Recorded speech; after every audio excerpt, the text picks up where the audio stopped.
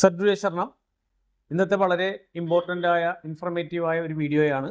അതായത് രാജ്യത്തെ പൗരന്മാരുടെ വജ്രായുധം എന്നറിയപ്പെടുന്ന വിവരാവകാശ അപേക്ഷ അയച്ച് വിവരാവകാശ അപേക്ഷ വഴി നമ്മൾക്ക് സർക്കാർ സംവിധാനത്തിലിരിക്കുന്ന രേഖകൾ എങ്ങനെ സ്വന്തമാക്കാമെന്നുള്ളതിനെ കുറിച്ചാണ്. അത് രാജ്യത്തെ ഏറ്റവും പവർഫുൾ ആയിട്ടുള്ള ഒരു നിയമത്തിൽ ഒന്നാണത്.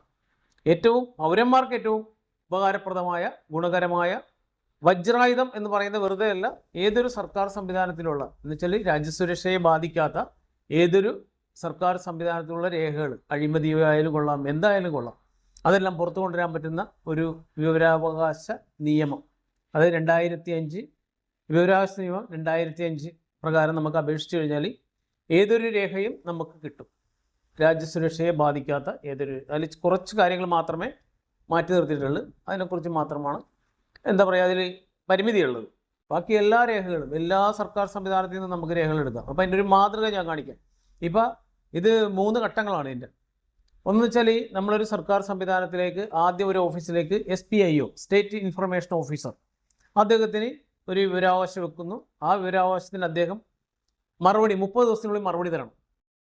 പ്രാഥമികമായിട്ട് ഞാൻ പറയുകയാണ്, 30 ദിവസത്തിനുള്ളിൽ മറുപടി അദ്ദേഹം തരണം. നമ്മുടെ അപേക്ഷ അദ്ദേഹത്തിന് കൈപ്പറ്റി 30 ദിവസത്തിനുള്ളിൽ അദ്ദേഹത്തിന് എന്തായാലും ഒരു മറുപടി തന്നേ പറ്റുള്ളൂ. ആ മറുപടി തന്നില്ലെങ്കിൽ അദ്ദേഹത്തിന് അത് ബുദ്ധിമുട്ടാണ്. അദ്ദേഹത്തിന് ജോലി സംബന്ധമായിട്ട് നമുക്ക് അപ്പീൽ പോകുമ്പോഴത്തേക്കും നമ്മൾ അത് ചൂണ്ടിക്കാണിക്കാൻ പറ്റും.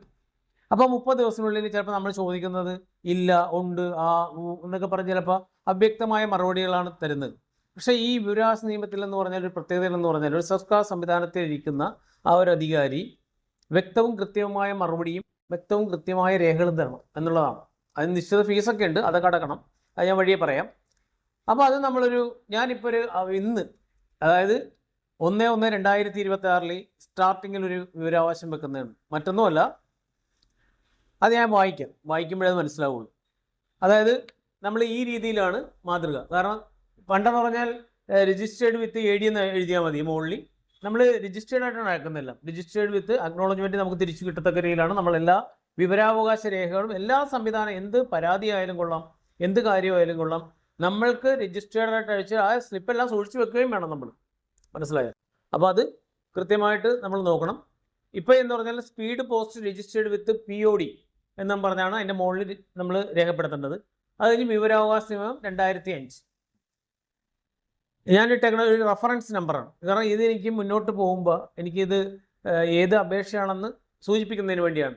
Number CC KSFD